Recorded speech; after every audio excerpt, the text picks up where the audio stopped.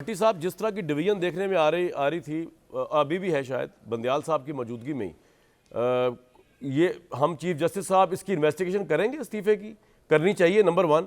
और number 2, political implication क्या है इसकी? क्योंकि आपको याद होगा लंदन में नवाज शरीफ साहब ने कहा था कि लेवल प्ले फील्ड तो तब तक नहीं होगी जब तक कि वो बाजवा साहब का नाम लिया, फैज साहब का नाम लिया और जस्टिस इजाजुल एहसन साहब का नाम लेकर कहा कि जब तक इन लोगों का एहतसाब नहीं होगा।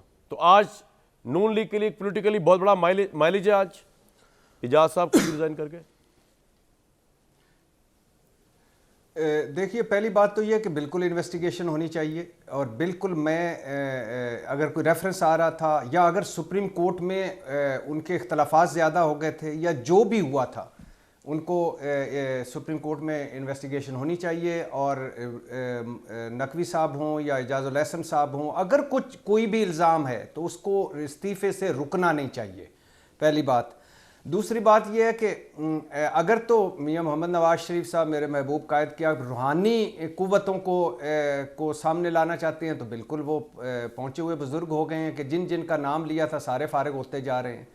और अगर आप ये कहना चाहते हैं कि ये उनकी कोई वो है, इसमें उनके कोई अमली तौर पे कोई किरदार है तो वो लग नहीं रहा। और अगर कोई है नहीं, तो मैं कह रहा हूँ इससे फायदा लेकिन तो होगा ना उनके बयानिए को, और उनको एक तकवीत मिलेगी, क्योंकि वो कह रहे थे ना कि अभी भी सहूलतकारी हो रही है, तो वो अदालत की तरफ ज़्यादा इशारा कर रहे थे ना, जस्टिस इजाज की तरफ इशारा किया करते थे वो। ऑब्वियसली देखिए इसके दो देखें, अभी सबसे पहले तो जस्टिस नकवी और जस्टिस मैं फिर कह रहा हूँ कि इजाजुल एहसन की तहकीकात होनी चाहिए और पर पता चलेगा कि क्या सिचुएशन है। नंबर टू अब इसके दो पहलू हैं। पहला है पैनामा लीक्स ना कोई जज लाया था ना कोई जर्नैल लाया था। पैनामा लीक्स लेकिन और ना कोई किसी ने रोका था कि आप सबूत दें या ना दें, ना किसी ने रोका था कि आप पेश हों ना हों। लेकिन आज अनफॉर्चुनेटली सूरत हाल ये कि पैनामा GIT वाले हों, पैनामा जजेस हों, मॉनिटरिंग जजेस हों, सारे वो सब मुजरम हैं और पैनामा लीक्स वाले जो मुलजम और मुजरम थे वो सब मासूम हैं। एक तो ये पहलू है। दूसरा पहलू ये है कि सब कुछ अदालतों में है पिछले 1.5-2 साल से। फॉर एग्जांपल असम्बलियाँ सही टूटी या गलत, अदालतों में। वज़ीर आज़म का फ़ैसला वो भी अदलिया ने किया, वज़ीर आला का फ़ैसला अदलिया ने किया, गवर्नर का मामला अदलिया में आया, वज़ीर आला एतमाद का वोट अदलिया, 2 सूबों का इलेक्शन अदलिया, मरकज़ में इंतखाबात अदलिया, नैब तरामीम, प्रैक्टिस एंड प्रोसीजर एक्ट।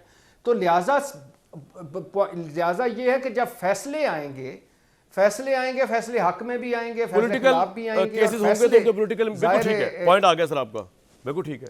उसका एक धड़ा सही होगा या गलत होगा। और दूसरी बात यह कि अगर ये आप फर्ज कर लेते हैं, मान लेते हैं कि ये थे ईमानदार जजेस, तो फिर कुछ शरीफ जजेस भी होंगे।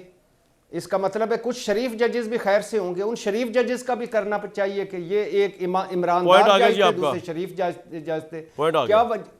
क्या वजह है कि उधर जाके उनको होती है। मतलब साहब, पॉलिटिकल इंप्लीकेशन क्या है? इस तरह ऊपर नीचे ये 2 जज गए हैं और जिस तरह इनको पेंट किया जाता था बंदयाल साहब के दौर से कि ये प्रो इमरान जज हैं, और नवाज शरीफ साहब का तो खुला उन्होंने बताया था इजाजुल एहसन साहब के मुतालिक, और उनके फैसले भी इजाज साहब के उनके खिलाफ। पॉलिटिकल इंप्लीकेशन क्या है इसकी आइंदा आने वाले इलेक्शन में?